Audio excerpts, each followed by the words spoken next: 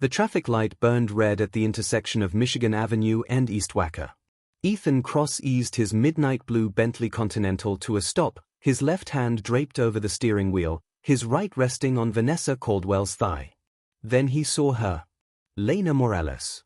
Crossing the street with her head angled down, guiding two small children by their hands, identical toddlers in mismatched sneakers and oversized jackets. His ex-girlfriend. The woman who vanished 6 years ago without explanation. And the twins, they stopped directly in front of his car. One of them looked up. Storm gray eyes. His eyes. Ethan's throat closed. Because the math was impossible. The timeline didn't add up. And the past he'd buried in boardrooms and champagne toasts just stood up in a crosswalk and stared straight through him. Ethan cross-built an empire by the time most men were still paying off student loans. 36 years old. Billionaire. Private equity king. He specialized in hostile takeovers of undervalued tech companies, flipping them for triple their worth within 18 months. The business press called him visionary. His competitors called him a vulture. Ethan didn't care what anyone called him as long as the wire transfers cleared. Tonight, he was driving Vanessa home after closing a $470 million acquisition deal. She sat beside him in a champagne-colored dress that cost more than most people's cars, her gold Louboutins kicked off and resting on the passenger floor. God, Chicago traffic is absolutely disgusting, Vanessa muttered, scrolling through her phone without looking up. Ethan barely registered her complaint. Because across the crosswalk, moving slowly under the glow of streetlights, was Lena Morales. 6 years. He hadn't seen her in 6 years.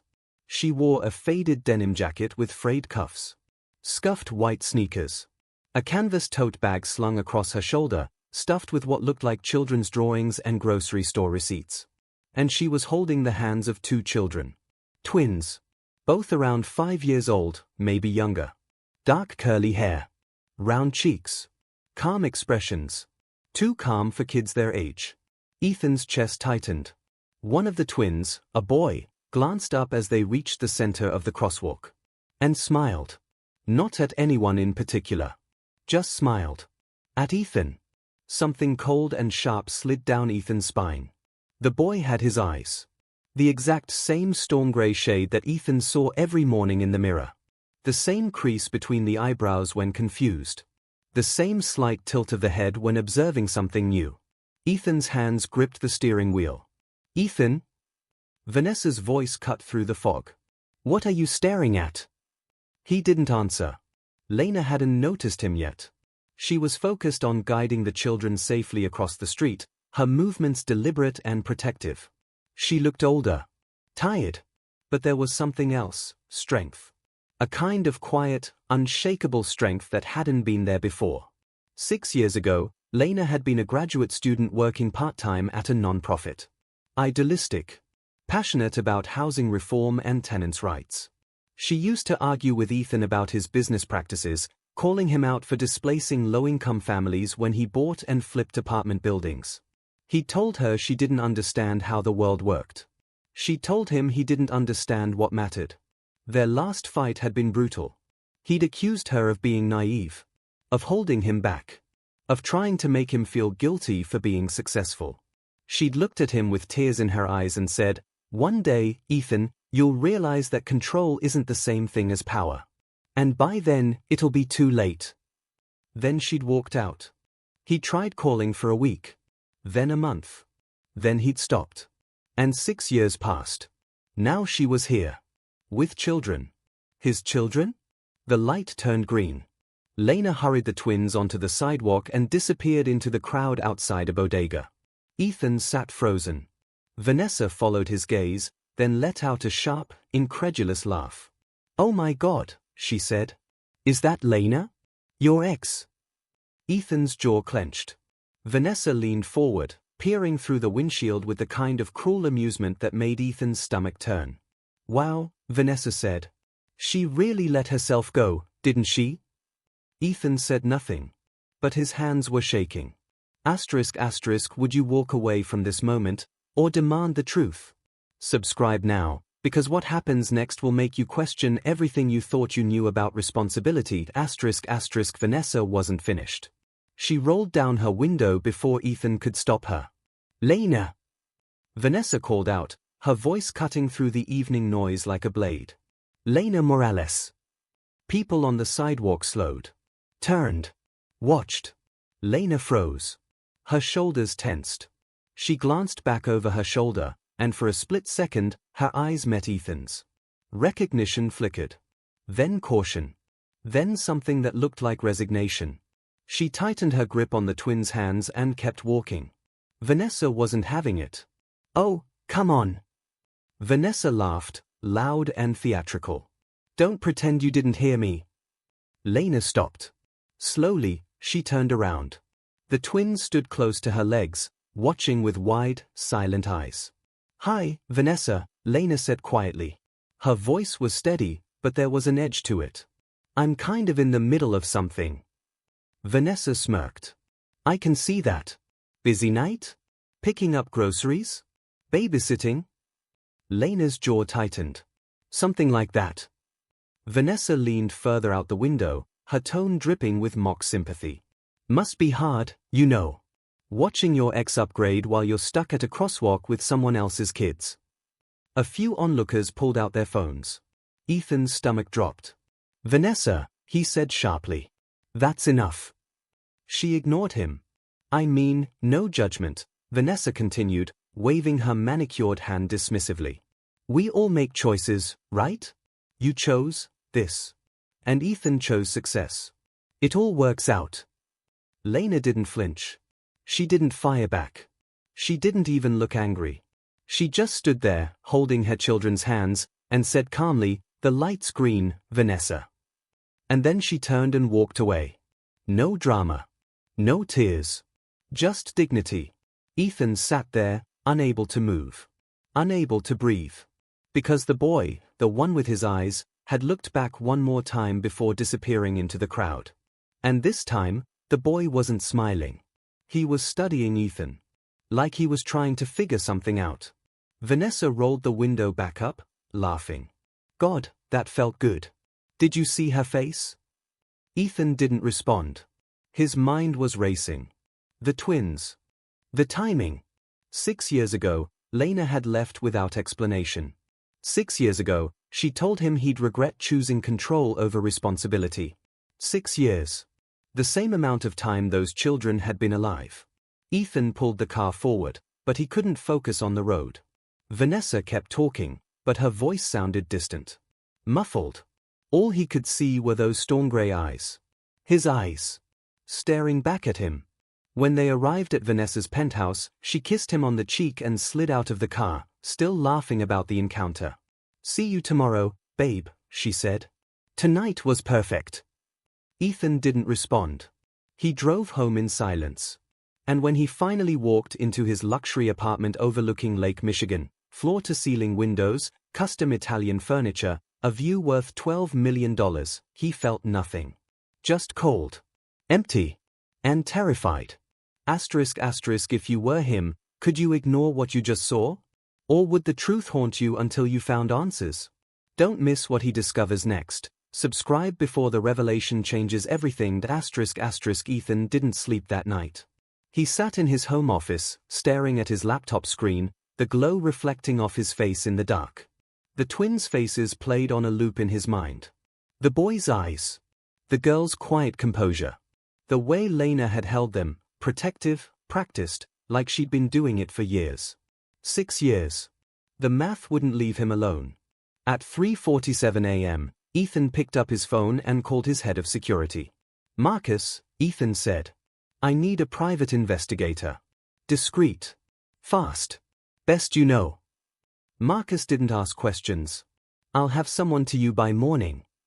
By 9 a.m., a plain manila envelope sat on Ethan's desk. He stared at it for a full minute before opening it. Inside was a dossier. Lena's life, distilled into 20 pages. Name Lena Morales age 34 occupation community advocate, part-time adjunct professor residence South Side, Chicago marital status single dependents 2 children. No father listed on birth certificates. Ethan's hands trembled. He flipped to the next page. Birth dates March 14th, 6 years ago.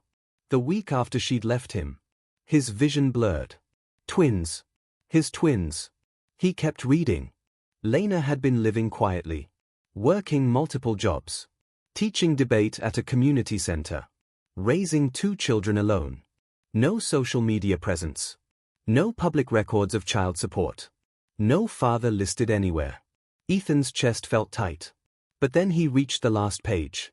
And his blood went cold. Legal advisor Lena Morales, Esquire bar admission Illinois, admitted 3 years ago. Specialization housing law, class action litigation current case lead counsel, Morales v. Cross Holdings LLC Ethan's breath stopped. Esquire Lena was a lawyer. And she was suing him. He flipped back through the file, hands shaking, until he found the case summary. Morales v. Cross Holdings LLC claim illegal displacement of low-income tenants through predatory acquisition practices. Violations of the Fair Housing Act. Fraudulent lease terminations. Systematic exploitation. Plaintiffs 47 families. Damages sought $680 million. Ethan stared at the page until the words blurred together. Lena hadn't disappeared. She hadn't given up.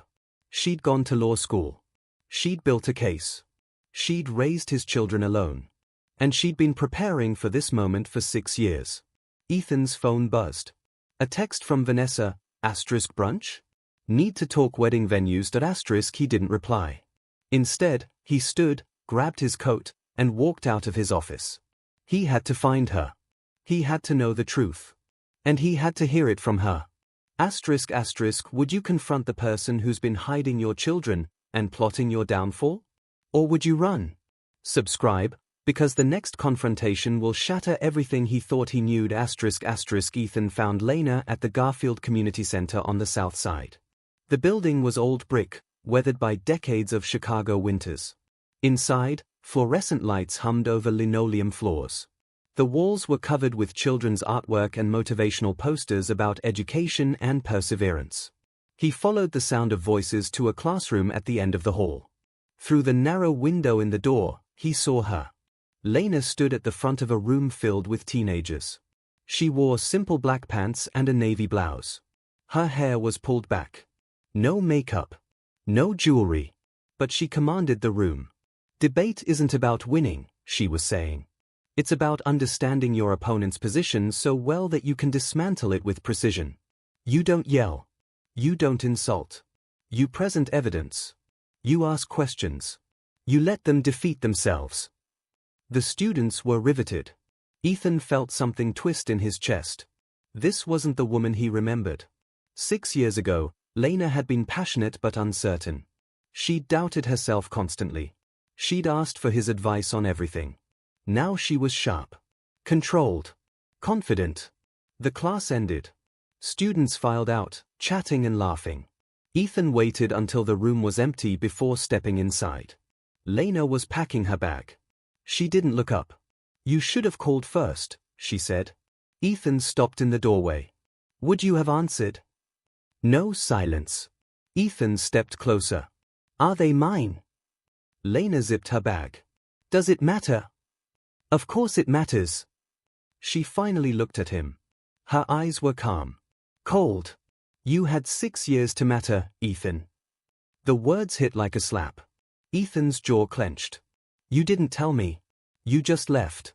You never gave me a chance to what? Lena interrupted. To tell me I was holding you back? To remind me that your career was more important than anything I could offer. Ethan opened his mouth, but no words came. Because she was right. That's exactly what he would have said. Footsteps echoed in the hallway. High heels. Ethan's stomach dropped. Vanessa appeared in the doorway, immaculate in a white pantsuit and designer sunglasses. "So this is where you ran off to," Vanessa said, looking around the classroom with barely concealed disdain. "Charming." Lena's expression didn't change. "You should leave," she said quietly. Vanessa laughed. "Oh, I'm not going anywhere. I want to see this little charity project up close." She walked further into the room, her heels clicking on the linoleum. "So you're a teacher now?" Vanessa said. "How noble. Playing savior to kids who'll probably end up working minimum wage anyway." Lena's hands stilled on her bag. "Vanessa," Ethan warned. She ignored him. "And those kids you were dragging across the street yesterday, whose are they? Some ex-boyfriend who bailed? Or did you just pick them up from foster care to complete the struggling single mom aesthetic?" That's when Ethan saw it. The shift. Lena straightened. Her face remained calm, but something lethal moved behind her eyes. "Ethan," Lena said softly, "take your fiancée and leave. Not until you tell me they're yours." The words hung in the air. Ethan stopped breathing. Vanessa's smile faltered. Lena picked up her bag and slung it over her shoulder. "Eli and Sophia Cross. 5 years old. Born March 14th. They're smart, kind, curious. And they've never met their father because he was too busy building an empire to care about consequences." Ethan felt the floor tilt. You never told me," he whispered. "I tried," Lena said. "You blocked my number. You had your assistant send me cease and desist letters when I showed up at your office. You made it very clear that I didn't exist anymore." Vanessa stepped forward, her voice sharp. "If they're his kids, then where's the child support lawsuit? Where are the tabloid stories? Why aren't you bleeding him dry like every other gold digger?" Lena looked at Vanessa for a long moment. Then she smiled. It wasn't warm. "Because I don't need his money," Lena said. "I have my own case." She turned to Ethan. "Check the court docket tomorrow. Federal Courthouse. 9 a.m. You'll want to bring your lawyers." Ethan's pulse hammered. "What are you talking about?" Lena walked toward the door. Then paused. "You took homes from 4 to 7 families, Ethan. You displaced children. Elderly people. You violated federal housing laws for profit." She looked back at him. "I'm the lead counsel for the class action. And tomorrow, I'm going to make sure you lose everything." And then she walked out. Vanessa stood frozen. Ethan couldn't move. Couldn't think. Because the woman he'd abandoned 6 years ago wasn't powerless. She was a loaded weapon. And she just pulled the trigger. ***, most people would have walked away. She went to law school. Subscribe now. The courtroom scene will redefine everything you thought about revenge. The Dirksen Federal Building stood like a monument to justice on South Dearborn Street. Ethan arrived with a team of 6 lawyers, all wearing identical navy suits and carrying leather briefcases that cost more than most people's rent. He'd barely slept. His legal team had worked through the night reviewing the case files, and what they'd found made Ethan's blood run cold. Lena's case was airtight. Documented lease violations. Forged eviction notices. Testimonies from displaced families. Building inspectors who'd been bribed. Tax records showing inflated property valuations used to justify rent increases that violated federal law. Cross Holdings had cut corners. Ethan had always known it. He just never thought anyone would be able to prove it. The courtroom was packed. Reporters lined the back row. Displaced tenants filled the gallery, some holding photographs of the homes they'd lost. Ethan recognized a few faces: elderly couples, single mothers, young families. People he'd never thought about. Until now. And at the plaintiff's table sat Lena Morales, Esquire. She wore a charcoal gray suit.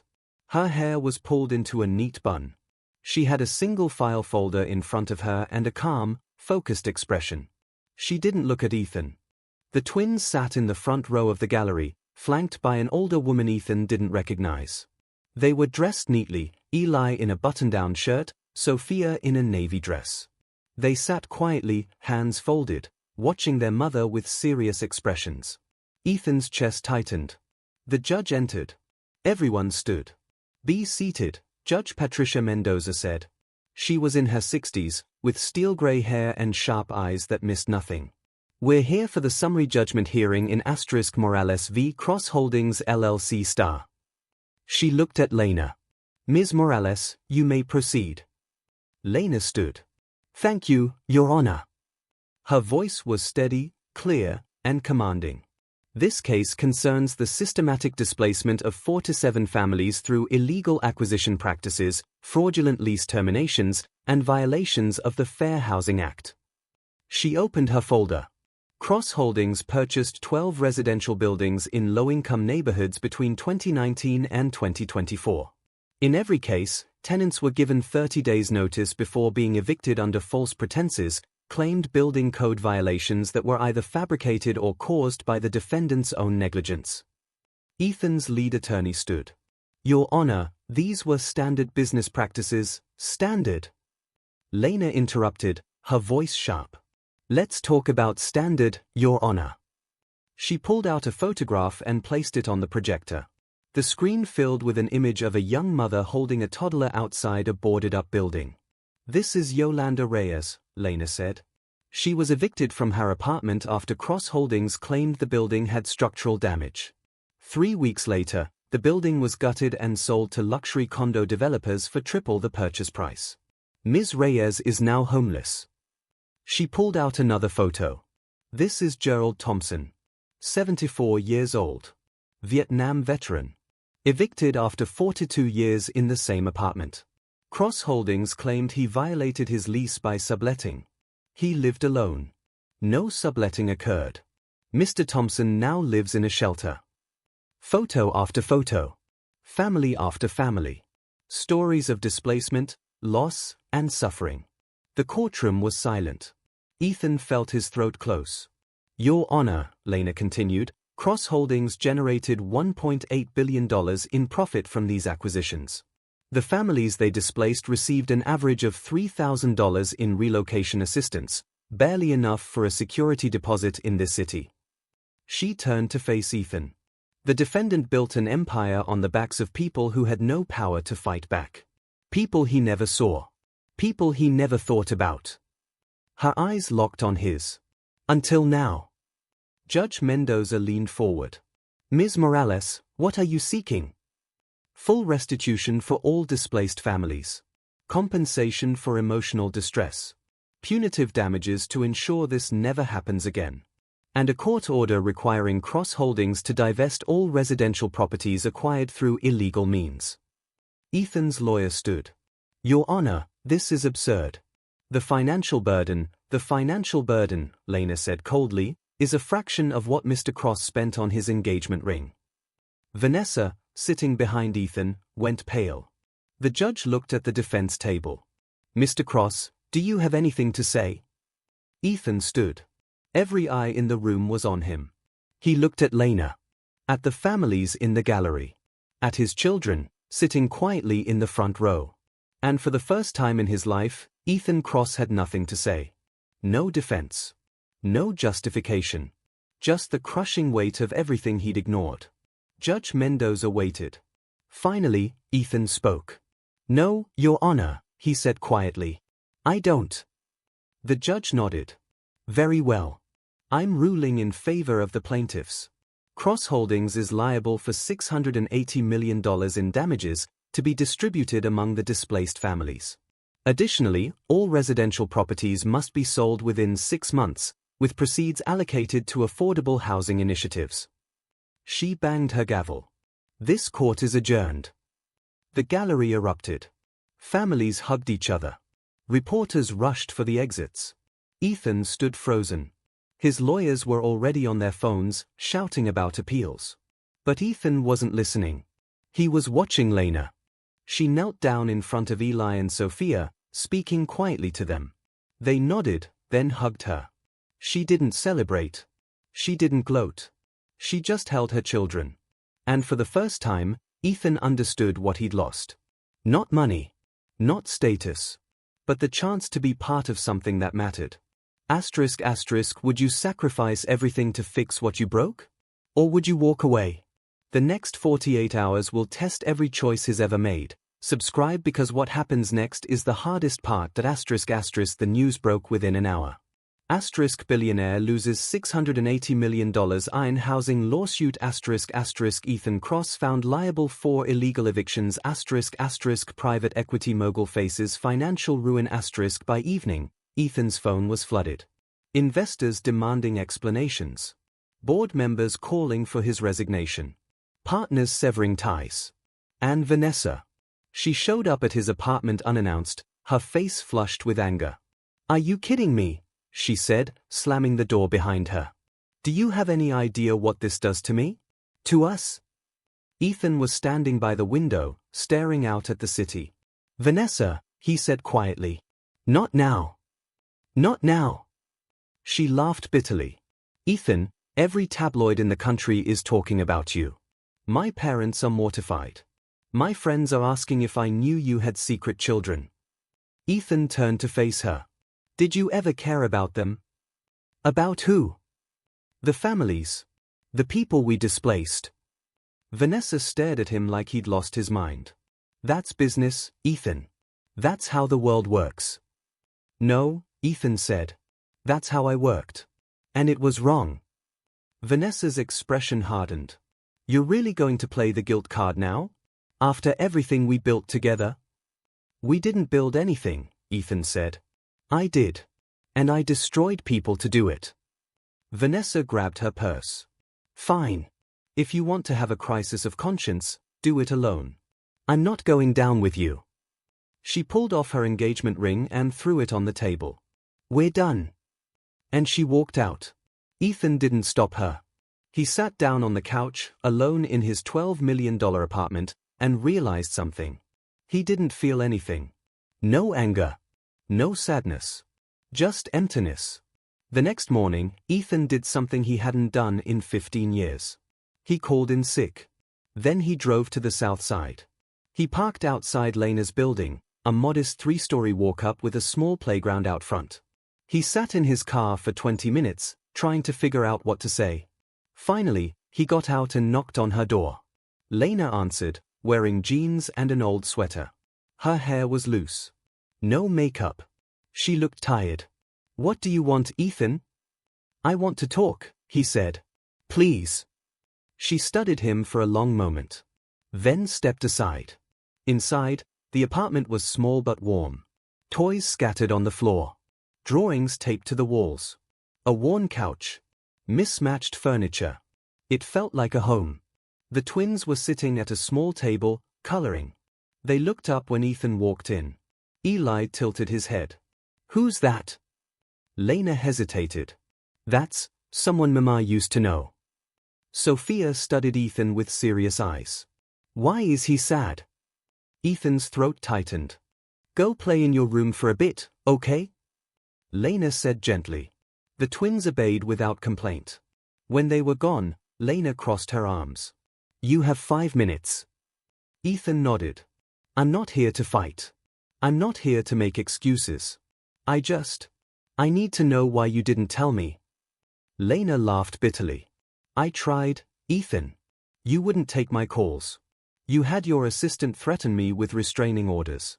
You made it very clear that I was an inconvenience." "I didn't know, you didn't want to know," Lena said. "Because knowing would have meant responsibility. And you only wanted success." Ethan looked down. "You're right." Lena blinked. "What?" "You're right," Ethan repeated. "About everything. I was selfish. I was cruel. I hurt people because it was easier than caring. And I lost you because I thought control was more important than love." He looked at her. "I can't undo what I did. But I want to try. I want to be in their lives. If you'll let me." Lena stared at him for a long time. "You don't get to just show up and be forgiven, Ethan." "I know. You don't get to play dad when it's convenient." "I know. And you don't get to hurt them the way you hurt me." "I won't," Ethan said. "I swear." Lena's eyes were wet. "Trust isn't given, Ethan. It's earned. And you have a long way to go." Ethan nodded. "I'm ready to start." Lena took a shaky breath. "They need consistency. Not money. Not grand gestures. Just showing up. Then I'll show up, Ethan said. Lena looked toward the hallway where the twins were playing. Are you ready to be small? She asked quietly. Ethan thought about his empire. His penthouse. His reputation. And realized none of it mattered. Yes, he said. I am. Being a father isn't about wealth, it's about showing up.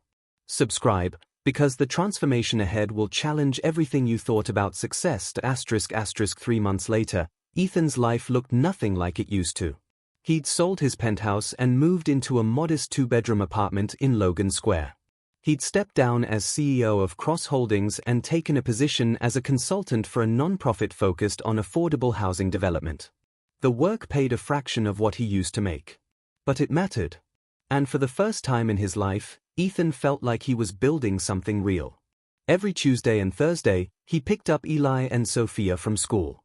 At first, they were cautious around him. Polite but distant. Ethan didn't push. He just showed up. He learned their routines. Their favorite snacks. The way Sophia liked her sandwiches cut into triangles and Eli refused to wear anything with tags. He sat through kindergarten performances and helped with homework. He read bedtime stories and learned to braid Sophia's hair. It was harder than closing billion-dollar deals. But it was worth it. One evening, Ethan was helping Eli with a math worksheet at Lena's kitchen table. Eli frowned at a problem, then looked up. Why didn't you live with us before? The question hit like a punch. Ethan set down his pencil. Because I made a mistake. I thought other things were more important than being here. Like what? Work. Money. Things that don't actually matter. Eli thought about this. Do you like being here now? Ethan's throat tightened. Yes. Very much. Good, Eli said. Mama's happier when you're here. Ethan glanced toward the living room, where Lena was folding laundry. She'd been watching. Their eyes met. She didn't smile. But she didn't look away. Later that night, after the twins were asleep, Lena made tea and sat across from Ethan at the small kitchen table. You've been consistent, she said quietly. I'm trying. I can see that. She wrapped her hands around her mug. They're starting to trust you. Ethan nodded. What about you? Lena took a long breath. I don't know yet. That's fair. They sat in silence. Then Lena spoke again. You know what the hardest part was? Not the pregnancy. Not raising them alone. It was watching them ask about you. Wondering why their dad didn't want them. Ethan's chest ached. Lena, I told them you were busy, she continued. That you had important work. Because I didn't want them to think they weren't enough. Tears slid down her cheeks. But the truth is, Ethan, I didn't think I was enough. For you. For anyone. And I spent 6 years proving that I was. Ethan reached across the table and took her hand. You were always enough, he said. I was just too blind to see it. Lena looked at their joined hands. This doesn't fix everything, she said. I know. And I'm not ready to just forget. I'm not asking you to. She met his eyes. Then what are you asking? For a chance, Ethan said. To be better. To be present. To be the man you and the kids deserve. Lena was quiet for a long moment. Then she squeezed his hand. One day at a time, she said. Ethan nodded. One day at a time. 6 months later, Ethan stood in the doorway of the twins' bedroom, watching them sleep. Eli was curled on his side, clutching a stuffed dinosaur. Sophia had kicked off her blankets, her hair spread across the pillow. They looked peaceful. Safe. Loved. Ethan felt Lena's presence behind him. She slipped her hand into his. You did good today, she whispered. They'd spent the afternoon at the park. Nothing extravagant. Just swings and sandwiches and laughter. I'm trying, Ethan said. I know. She leaned her head against his shoulder. And it shows. Ethan turned to look at her. Do you think we'll be okay? Lena smiled, a real smile, warm and genuine. I think we already are.